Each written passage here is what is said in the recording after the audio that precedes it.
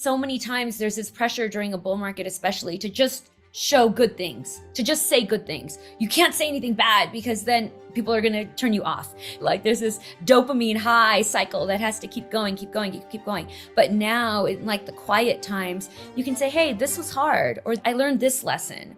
And that's where I really thrive. Like that's my happy place, which is like being 100% as transparent as possible. So that way it can inspire others and people can get a better realistic idea.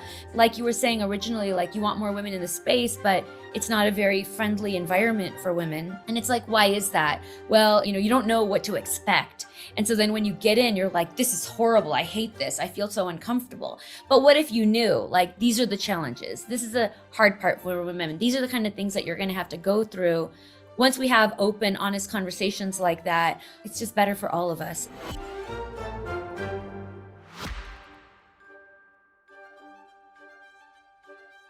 Hello, I'm Somi Arian. I'm a tech philosopher and the founder of Impeak. My guest on today's show is Anjali Young of Collab.Land.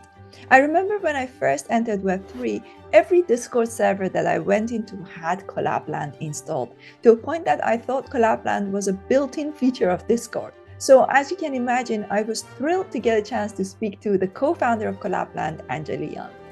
This conversation was super interesting as we talked about building through the bear market and so much more. I hope you enjoy it as much as I did. So Anjali, you were telling me earlier, first things first, that this is not your first bear market, it's your second bear market. So tell me a little bit about your first bear market. What was it like? What were you doing back then? Abridged is our corporation. We started in 2018, incorporated in 2019 with Abridged, but started working on it in spring of 2018 as a social recovery contract wallet. So the idea was these wallets that we have right now are too difficult. If we want to get more people into the space, which has really just been the goal from the time I discovered cryptocurrency. My husband and I are both co-founders. And so, we've been talking about it and investing in it and using it for years. And so it's like, boy, this is a real opportunity to get everybody in the world together and having the same goals and being able to coordinate together. And what is possible here? Number one, global coordination. Number two, and we talked a little bit about this before you turned on the camera, which is like opportunities. We know even in the US 50 years ago, women weren't allowed to apply for credit cards without their husband's consent. All over the world, there are people that are cut out of wealth building because of segregation or oppression or educational opportunities, caste system. I mean, there's so many reasons why we have inequality in terms of being, even if you're ambitious, even if you're smart, even if you have amazing ideas, you don't have those opportunities. And so this world, Ethereum specifically, is like world's computer, open for everybody. Everyone can build on it. The opportunity is here. The possibilities are here. This is almost like a digital industrial revolution. And I've never put those words together before. So hopefully I have to vet that later. But it's like, this is an opportunity for there to be like this gold rush of ideas and innovators together, working together for the very first time. So the idea was to get as many people here as possible. And how do we do that? So the first, spot that seemed interesting to tackle was like, what if we did a social recovery contract wallet, which is just because you lost your private key doesn't mean it's gone forever. It means you can maybe contact X, Y, and Z person. They each have a small version of your key, and then you'll be able to put it together and maybe you have a co-signer on your contract wallet that's somebody else or your parents or someone you trust, like just so that you're not out of luck if you lose your key. Because we come from a world of, lost password. Push the button, lost password, right? So that seemed like an easy, natural first place to kind of solve the problem of crypto onboarding. Well, we started that and there was absolutely no interest in it. And, we talked a little bit about bear market. That was the original bear market for us, which was like, nobody's answering our phone. Nobody wants to use our product. Nobody wants to partner. Nobody responds to our emails. Like it was is this just screaming at the sky, seeing if something's going to happen. And is this even going to continue? Like, are we going to be able to make it at all? Because this feels so hard. And I bring that up, bear market initially, because then when we had the bull market, it's not the same experience as someone who's experiencing a bull market for the very first time. Because when you're experiencing it for the very first time, you're just like, oh my God, it's like you don't even know how to process it. You're like, this is amazing. Like everything's going up constantly. And there's all these new fresh faces here and all these celebrities here and all these brands are here. And it just gets so thrilling. And you think this is it, up only. Like you can't even imagine that there's going to be a time where things are going to go down, right? That's really like peak bull market where you're just like up only, telling all your friends and family, this is the best thing ever. And this is going to be the next wave and we're unstoppable. Versus with us, with Abridged, it was like, okay, like let's just take it as it comes.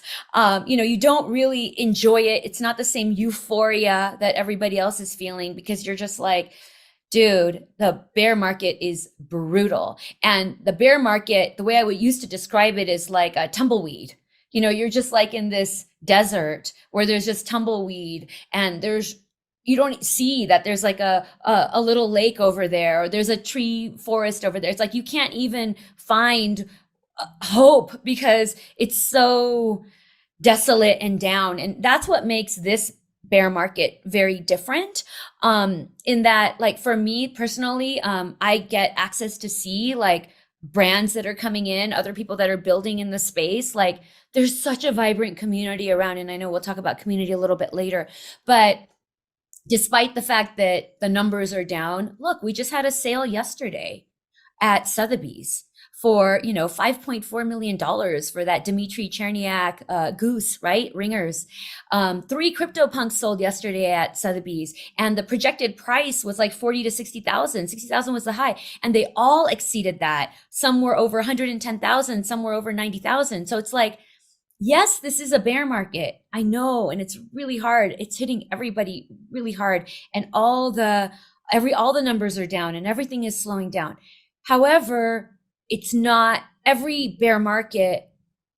People that were here during the bull market stay. That conviction does stay. I just came back from Europe, Lisbon and Prague, and being able to be with people, in real life. Like I just love being with people, and this business can be a little bit lonely sometimes, right? So it's like I love doing podcasts because I love being able to talk to people, and it's so wonderful, especially because in our industry so many people are off screen, and so at least I can count on the podcasters so I can look at their eyes. It really helps me a lot.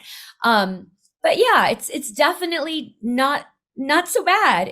Yes, it feels bad when it's your first bear market, but coming from the last bear market where who do you even commiserate with? Everyone is just so sad and or just not doing anything or giving up or going back to their old job. Like now you still see people in the space. I still get to see brands coming in. I'm on the Web3 advisory board for Salesforce. And so I get to see a lot of what's happening, what's coming up. It's definitely slowed down, which is to be expected, but Louis Vuitton just had a drop, right? So it's like this wouldn't have happened last time. So let's also kind of temper that. Like, yes, it's bad now, but people aren't giving up on this. Just like the invention of the internet itself, you can't stop people from coming together. It's inevitable. We as humans want to come together, and we're going to use whatever tools we can to come together. Trains, telephone, airplanes, like who cares? Through the internet, through the history of time and space, human beings are working to be together. That's one thing we can count on. And so having this global currency, being able to have an asset class that can be shared across political borders, it's not going anywhere. That's so good to hear. I think I feel like I needed to hear that, because it is brutal. It is a very difficult time. You mentioned about people not wanting to use your product. So when I first started building the platform, there were so many more communities that were creating content, and I could see that they really needed this way of documenting all the content that they had, so that new people coming into the space could join them. But most of them are not even creating content anymore. And it's like the space is a little bit dead. At the moment, we are creating more content around AI because that's something that people have questions about. So it's one way of kind of like getting through the time. But we built the foundation. Like we built this platform to be token gated. That was the idea. It was meant to be for Web3 communities. Now we are having to build entirely new tech. Of course, we keep what we have got, so it continues, but Web3 communities are very inactive right now. So we are building entirely new tech while we are running out of money. We're building completely new tech so that we can attract other communities while we wait for the market to recover, which is good in the sense that it makes us more resilient, but also, it's like from a VC perspective, people are like in a sales mode, like they're not in an investment mode. They're like they just want to buy things for cheap. So there is also that. So it's a very difficult time as an entrepreneur in this space, where you have built something that is really for the times when the market is booming, and people are creating a lot of content, brands are coming into the space. We've been going back and forth with the team behind Starbucks Odyssey program. We could see how so many ways that they could use the platform, but there's not that level of content creation right now happening in the space. So what would you say to somebody like me who is Yeah. yeah, Well, your story is the one that is shared amongst founders. You're not alone. This is a challenge everybody is having right now, and it's really, really hard. Really, the only thing you can do is survive, because if you believe in communities, I believe in communities. We saw from this last bull market the amount of onboarding that happened, and the just some of the benefits of it. And I do believe that this is going to be the way forward. And so leaning into that is super important, and it keeps with Web3 ethos and crypto ethos of like digital ownership and having a voice and egalitarianism. Like all of that is so important.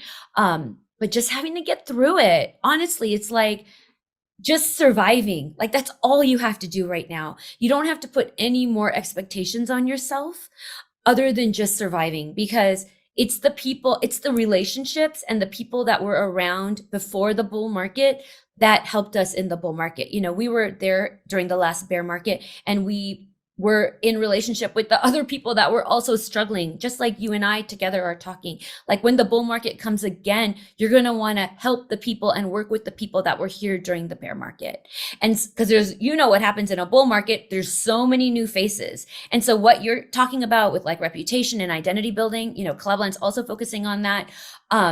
As in terms of how do we give value to our members? How do we give value in communities right now? I can't promise you number go up, but what I can promise you is that if you're in this for the long haul, if you believe in this as the future, and I don't think AI is binary from crypto. I think cryptocurrency and blockchain is definitely going to be working hand in hand with 100%. AI Yeah. for sure. So I think there's always going to be a place for what we do. It's not going away, but it's like, how can we provide for you now during a bear market? It's through reputation. Like you want to give people ability to connect and ability to build that reputation, because once the bull market comes around, how are you going to stand out of the crowd?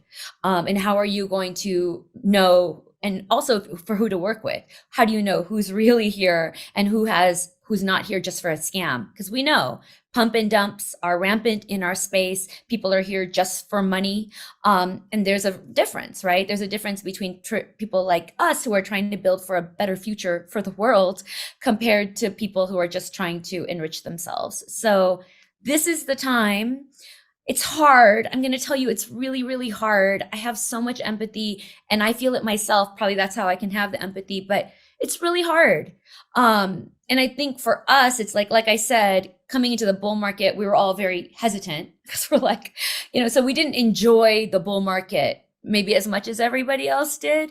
But because of that, we're like, okay, we just know what we have to do now. It's like you batten down the hatches, you spend less, you optimize more, you use whatever resources that you can, you work with others. We've like expanded so that we're working more with others instead of just working on our own. Like you try to get resources from anybody that you can, help them, barter, right? So it's like there are different ways that you try to get attention in this space and kind of let your voice stand out. And I will say, I got to speak a lot, during the bull market. People were like, "Oh, Collab.Land, what's Collab.Land, whatever." But it's these times where it's like I can be more thoughtful about what I'm saying, and I can be more vulnerable. And it's really just another opportunity to share this founder journey and this entrepreneurial journey, which I think helps ultimately other women in the space, because we so many times there's this pressure during a bull market, especially, to just show good things, to just say good things. You can't say anything bad, because then people are going to turn you off, because everyone just wants good, good, good, good, good. Like there's this dopamine high cycle that has to keep going, keep going, keep going. But now in like the quiet times, you can say, "Hey, this was hard," or this was hard, or I learned this lesson. And that's where I really thrive. Like that's my happy place, which is like being 100% as best I can. I mean, we all have our own limitations, being as transparent as possible to try to share as much about my journey and our journey, so that way it can inspire others and people can get a better realistic idea. Because like you were saying originally, like you want more women in the space, but it's not a very friendly environment for women. And it's like, why is that? Well, it's because the expectation, you don't know what to expect. And so then when you get in, you're like, "This is horrible. I hate this. I feel so uncomfortable." But what if you knew, like, these are the challenges. This is the hard part for women. These are the kind of things that you're going to have to go through. Once we have open, honest conversations like that, it's just better for all of us. So yeah, your original question is, how do you get through it? Together. Mhm. So lean on others, be vulnerable, be 100% yourself. You're an amazing person. Like just from what I've learned about you before we did our interview or before we started, it's like you have such an incredible history. You're so inspiring yourself, and you have so much to share. Like continue doing that. I do believe that if our job as human beings is to be known and to share our stories. And so, you continue to do that. I think that's what we can do, is build relationships, be vulnerable, and share who we are. Yeah, 100%. So how do we know that it will come back? Like because when you are in the depth of it, sometimes it feels Yeah. like it's just not gonna. Yeah, and that's a great question, and I appreciate the question. So I'm older. I am 49. So, I'm a lot older, and my first job out of college, and I have to say my age, which I don't mind telling everybody my age. I feel like, should I keep saying it? I feel like I almost say it too much. But the reason I bring it up is my first job out of college was at an internet startup. So I graduated from college in 1996, and my very first job was at an internet startup. This is years before Google. And we did search. We were teaching people how to do search on the internet. This was 1996. 1999, 2000, we had the internet.com bomb, which meant everyone left the space. They're like, "Internet, this is all scammers. That's it. There's no benefit to the internet. I can go shopping in the store. Why do I need to put my credit card online? This is crazy. I'm never going to do this." Like, again, the same way where I have seen that and actually left the internet at that time, stopped working in the internet, went to law school, pursued a different career. Actually, we have some similar interests. I was doing help for political refugees and women who were in abusive marriages, who were Indian immigrants to America, like marrying an American man. And then when there was abuse happening, how do they get to stay with their kids and stay in the US? We had a law called Violence Against Women Act, which I used. So we have a little bit of similarities in that we're interested in women's work and what happens with women in the health of women, mental health and physical health of women, and safety. So kind of shifted to that and wasn't doing internet anymore. And then it came back. And so it's like, I've already seen it. Like I've already seen that you can't stop people coming together. With Collab.Land, we created token gating at a time that concept didn't even exist. Like the idea of having a token and having that token give you access to something was just a thought, like an experiment. And we had lots of other experiments that we tried before as well that didn't work. So there was no guarantee that token gating would be a primitive, which is, you mentioned it, even for yourself. And so it's like, now we just accept that token gating has always existed, but it hasn't always existed. And so this is a new type of relationship. Like we've never seen this type of relationship before, which is like people coming together with a shared asset and having a incentive alignment for building up the value of that asset together. We're having a mission that is like, you're able to have financial connection to everybody in the world. That wasn't possible before because of our governments, right? And our political delineations, and every country has its own currency. And like, those were things that were keeping us apart. And so for me, my thesis on this is just another way of humans to coordinate, humans to come together. And that's inevitable. Is it going to come back the exact same way that it did in the last bull market? I mean, every time we grow. So it's like the very first bull market that I had privilege of seeing was the tokens. Like it was all these ICOs, right? Initial coin offerings. And so that was the first bull market that I got to see. And then it was the NFT market. That's the second bull market I got to see. But now we still see tokens, Pepe, Turbo, whatever. There's still tokens that are coming out. And so it's like, I don't know. I think we get richer. It's like we're this tiny little island, and now we're like adding on more land, more land, more land. And so the next time it's going to be even richer. We're offering more. And so I don't think you should worry about that. As far as it's not going to come back, it's going to come back. I can't tell you when it's going to come back, but you can't stop humans coming together, and you can't stop coordination tools. I mean, time, we talk about this even within our own company, like time itself, like me being able to schedule with you right now when you're in London and I'm in Denver, like that's a coordination tool. Could you have said that time isn't going to exist? Global time? Someone I'm sure at one point said, we don't need this. Why do we need global time? You have to imagine a world where we're all going to be talking together. Could someone at the beginning of the concept of global time have imagined that you and I were going to be able to have this interview together over Zoom, and where we get to see each other's faces and connect like this? No, but you have to be a little bit of a dreamer. And for me, the thesis is people can't be stopped. We want to be together. And that's just from my own personal experience, which is I love to be with people, but I do believe people want to be together, and the ways in which people come together will survive. And again, I have the benefit of seeing the internet being popular, the internet being called all scam, the internet being called dead. If you can even imagine that, look at all the beautiful things that have come out of that, and all the horrible things that have come out of that. It's going to come. It's kind of like the metaverse, Web3, all of these things. They go and come back in cycles, I guess. And it all makes sense. Like we are going to be living this, like when people tell me, because of all the regulatory uncertainty and like all governments are going to kill crypto, this is not going to work. But then I think like it is quite obvious that we are going to be living in a digital world increasingly. And if we are living in the digital world, we need digital ownership. Simple as that. And as far as like living in a digital world, yes, it's not, I mean, we have a fully distributed team. Our company is fully distributed. We don't have an office. I'm in my bedroom right now.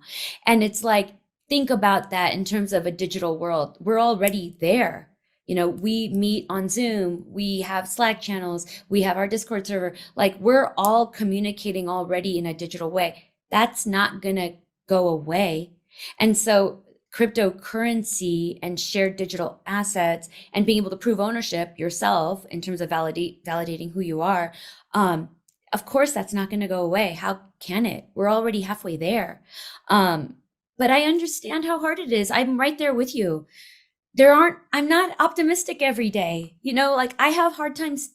I have plenty of hard times being a founder, having employees, like getting through a bear market where sentiments are so low and everyone's so sad, and people have snarky attitudes, and trying to remain optimistic and positive. Like it's a challenge, and it's definitely a burden that founders carry. And I will say there's still a way to be optimistic and be excited about the future while still not feeling that unrealistic pressure to always put on a happy face and to not feel like you can share your challenges. So I definitely want to normalize that, because that's just better for all of us. 100%. Let's talk a little bit about Collab.Land. So, tell me the story of Collab.Land, where it began, where it is now, and where it's going. So I spoke a little bit about how we started, which was this contract wallet. Well, it wasn't getting any traction at all, no phone calls, no investor interest. Maybe I think we were able to secure, now that I think about it, like $20,000 from one integration over 3 years. So, that's definitely not sustainable money. And it was pretty horrible. So in January of 2020, we pivoted to no code tooling. So it's like we gave this a try. We had an Abridged SDK. We had we had built everything up, bootstrapped ourselves, put our own money into it over those years. Like I said, no investment. My husband and I, and so put all of our money into keeping that going. And then in January of 2020, pivoted to no code tooling. So my co-founder, is a developer, and he's like, okay, why don't we build this no code tooling? That way, if we cannot get users into crypto, because there isn't much to do, if you're not a trader, if you're not highly financialized, if you're not a speculator, like this doesn't feel and it's very risky, right? Like it's not really open to everybody. There aren't really a lot of use cases here other than financial use cases. And so that's really the stumbling block in terms of even telling people like, come use our wallet or come use our contract wallet. It's like, why? Like if they're not interested in these pump and dump tokens, like what are you going to do with it? And so we're like, okay, why don't we build this no code tooling and invite developers who are not familiar with crypto to easily build apps. And if they easily build apps, it's kind of like, we're giving things for people to do. And then we'll get more people that are going to show interest in crypto. Like, something has to come first, right? Chicken or the egg. So it's like, for us, it's like, okay, let's just try to attract developers. That's the job now. That's what we're pivoting to. And so that was our no code tooling.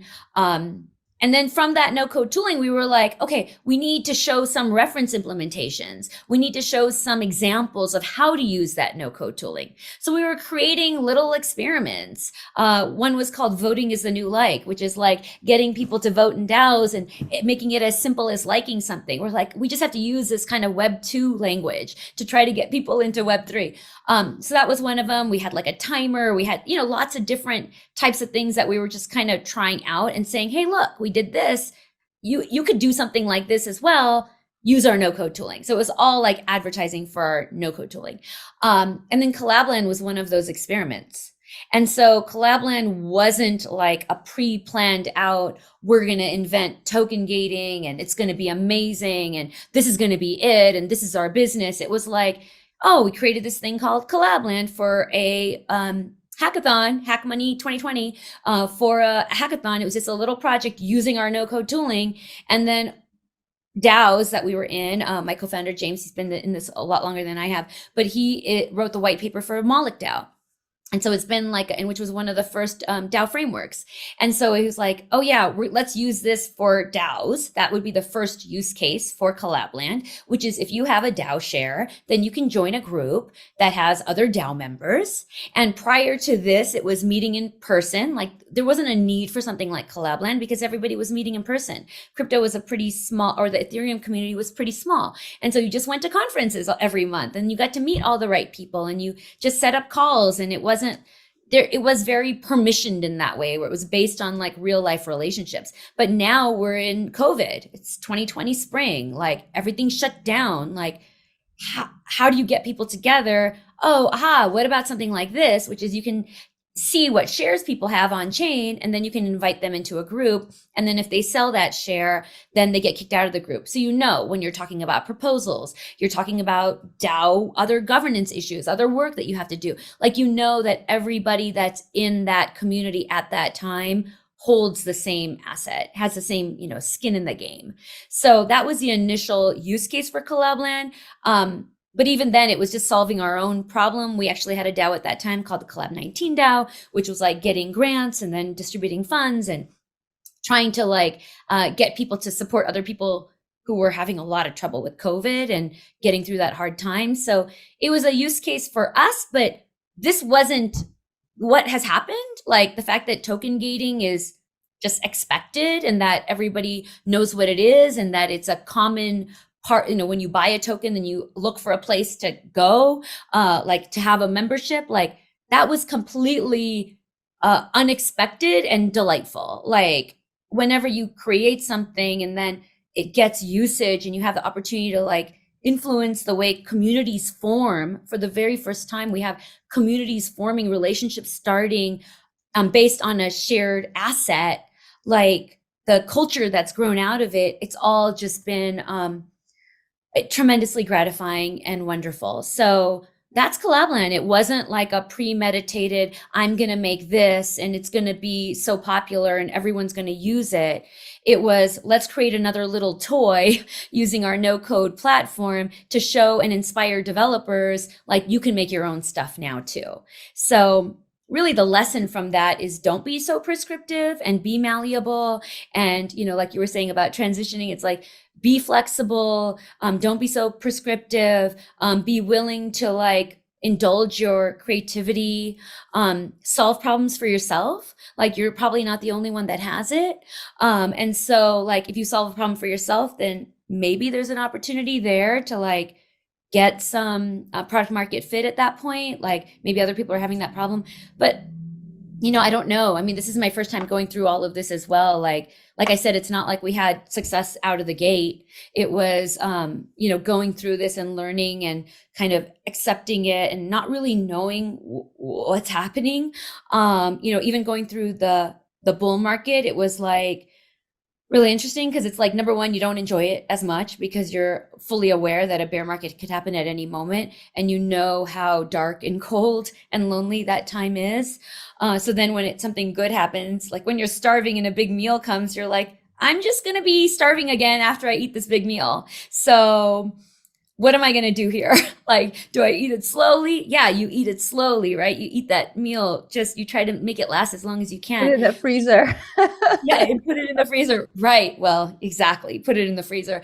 But you can't really, you know, it's finite.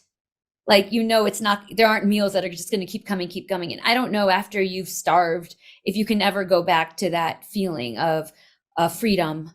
And that kind of just, of course, it's the good things will always come. But, and I don't mean that to sound so negative, but I will say, good things will come. Like now I realize after going from bear to bull to bear, it's like, you have to just accept it all as part of growth. Like this is all part of the process. Just like life, right? Like you have good times and you have bad times and you have to count on that. You're always going to have bad times. Bad times are always going to come and good times are always going to come. So in the same way, this is part of that same experience. We don't get a pass or a break from being in crypto. It's just a part of existence, I guess. 100%. Yeah, absolutely. You speak so beautifully, and yeah, it's just so true as well. So Collab.Land then became the cornerstone of token gating within. Well, there's nobody around. Like, you know, like I Yeah. said, it took a while for people to even notice that there's this thing called token gating. You know, it's not like we were out convincing people. Well, I will tell you really quickly. So it was DAOs that started using us, and then all these investment communities started popping up because the 2017 ICO boom, you know, that I mentioned earlier, people were still holding a lot of tokens from that, right? Because there was no liquidity, the bottom fell out. People are still holding tokens. And so now these tokens, project owners of these tokens started saying, oh, join our whale community. So it's like now if you have tokens from that first bull market, then come and now there's utility for those tokens because now you get to join this whale community with all the other believers, all the other hodlers. And now let's do some deal flow. Let's start like preparing for the next bull cycle. So it really gave a use to these tokens that were just kind of hanging around in people's wallets and they couldn't do anything with them. So then it was investment groups that started using us. That was like the second use case for Collab.Land. Again, not NFTs. And then social tokens. So like, I don't know if you're familiar with Alex Masmej. He does Showtime.xyz. He was the first social token. He had a token called Alex Token. And so we thought, oh, maybe this is going to be the way creatives get into the space. He wasn't creative. He's an engineer, but also a founder and is a creative person. But I mean, like he wasn't a creative first. We thought, well, maybe this might be a way that creatives come into the space, singers, artists, whatever, actors. We did a project with Post Malone very, very early. We're like, okay, maybe this is it, social tokens. And again, it wasn't, but that was kind of what we thought may be the way that we get like mass onboarding. Because you as a creative, you Somi could have a Somi token, and then you can have people support you, and you can have, give them back rewards in different ways and give them access to you and get help for your own life as well, and have a group of people that are your advocates and your supporters who are out there speaking about you and feel that direct connection to you. So, it was a good possibility. Social tokens had, and who knows, maybe they're still going to come back. Like, I'm not saying they won't come back. There might still be a future for social tokens. I just don't know. But that was the initial idea, that maybe it'll be social tokens. And then after that, NFT communities. In April of 2021, Bored Ape was the first NFT community to use us. And after I saw that, I was like, oh crap, I need to be reaching out to every new NFT community I see and tell them to use Collab.Land, because they just sold a bunch of tokens, and now like let those people get into a group together. And so then I was from my Collab.Land Twitter account, DMing, which I would never do now, but DMing every single new community that I saw on Twitter and just being like, hey, do you want to try this? It's called token gating, and you can get everyone that just bought your NFT into a server together. So are you interested in doing that? And then it took some convincing initially, and we actually had to do some custom work for a bunch of big projects to get them to even try Collab.Land. But about like 8 weeks, I don't know, it's always hard for me to know exactly the time, but it was pretty quickly, but not so quickly. Every community I reached out to said, we're already using Collab.Land. And I was like, oh my God, like this is incredible. And then the concept of a crypto community, we just started seeing it everywhere. We're like, what? Like everyone's talking about crypto community. Like this is amazing. Like this wasn't a thing in the last bear market, and this is us. Like, being able to have our little thumbprint on the history of crypto, which we believe in so passionately. And it was just a surprise. And so like, it's just been a really beautiful thing. That doesn't mean it's not hard now. It is so hard now. But initially it was just, look, this little thing we built that we had no expectations for has hit a nerve. And now for me personally, I will say like being able to be on the ground floor of a new type of human relationship, like it's humbling. So, it's so fascinating. Last night I was at a dinner with a group of lawyers, and we were talking about this concept of community, and I was explaining to them that what I'm building is all based on the concept of community, and the fact that in the future, basically I think that it's all going to be, everything's going to be about community. It's kind of like early days of the internet with the forums, but now we have the right tooling for it. And then they were asking me, so what is the difference between like me having a community on, say, following on Instagram or YouTube? And I was like, that's not a community, that's an audience, right? And you need to differentiate between the two. And I was explaining about this concept of community with NFTs, with crypto. But I feel like now, Anjali, that we are in a place where we need to find, how you said you were trying to create custom tooling. So my journey where I am now is very similar to where you were in the time where you were reaching out to these communities and telling them, come and use our platform, our tool. Same exactly. That's where I am. I'm going to communities and telling them, hey, we built this thing. It's a much better way of managing your content. And what that means is that when somebody new comes into your into your ecosystem, they know exactly who you are, what you do, what, it's like a representation of who you are. But also, one of the things we're building on our platform is an ability for communities to collaborate. So you can token gate for multiple communities. So you can token gate for your community, but also for other communities. And you can invite them by doing that. And we are building integration now with Discord. We are releasing a Discord jump bot next week, so that people can designate a Discord role, and then they can jump into our platform directly from their Discord. So, for example, that's an example of our doing that kind of custom work for G Money, for example, because he wanted it that way, right? So now we've built that, other communities can use it as well. So it's a difficult place, but also I'm really enjoying building these new tools, because I'm figuring out what people want. So there is that idea of finding that product market fit. But on the other hand, I'm just concerned that, like I said earlier, that Web3 communities are not creating as much content at this moment. So then I have to also expand to Web3 adjacent communities like AI and gaming. So now it means that I have to build new tooling, and new things and the reason why we're going for these Web3 adjacent communities is because we see them as being the next Web3 adopters.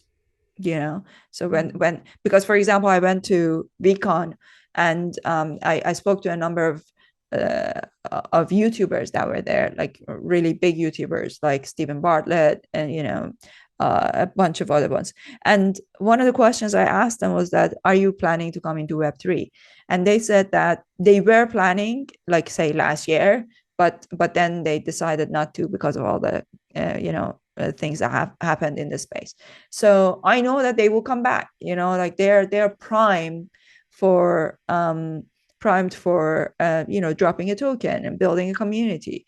So and I want to be in a position where we are the primary platform, because right now there isn't anything else like us. We've built it. It's like this beautiful layout that you can have all your content there. So it's already there. Now it's a question of finding enough communities that are creating enough content that are going to be able to use it. I mean, what you're saying is absolutely true. Even I was talking to some people earlier this week, and they're like, a lot of these podcasts that have existed, like, they're shutting down. Even I think Decrypt is ending their podcast, or already did. And so it's like major publications that you were thinking that were even at that level, content creators are bringing it in tighter, and they're letting people go, and their teams are shrinking down. And so how do you do it? The financial restraints are real. And so in order to be a content creator, or even having someone on your team that can create content, especially like for these NFT communities, like, how do you incentivize people? The number isn't always going up. And so it is very real. And it goes back to what I said before, is we need to survive. Like, you kind of just have to make every single hard decision. Like, yeah, doing all the custom integrations is amazing, but it's like, that's actual money that you're spending, and actual time that you're spending, and resources that you're burning. And everybody wants everything for free right now. That is another thing. It's like, nobody has money. And so everybody wants everything for free. And you're just like, free for you means I still have to pay. Like, I'm paying one way or the other, right? And it's challenging, Somi. I will say it is, you need a really strong stomach to get through this time. But this is how we test ourselves. So I will say, for you, you're getting stronger.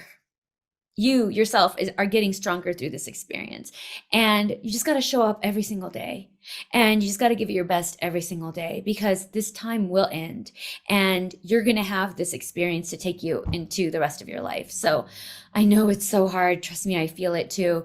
But that's what I tell myself, is like, it's easy to think you're amazing and you can handle anything when you don't have challenges. But when you have challenges, and now this is a whole different new type of challenge for you and for me, because now I'm coming from a bull market. Before I didn't have a bull market to think of, but it's like, just having to get through it. I have a deep conviction in this space, and that carries me through this.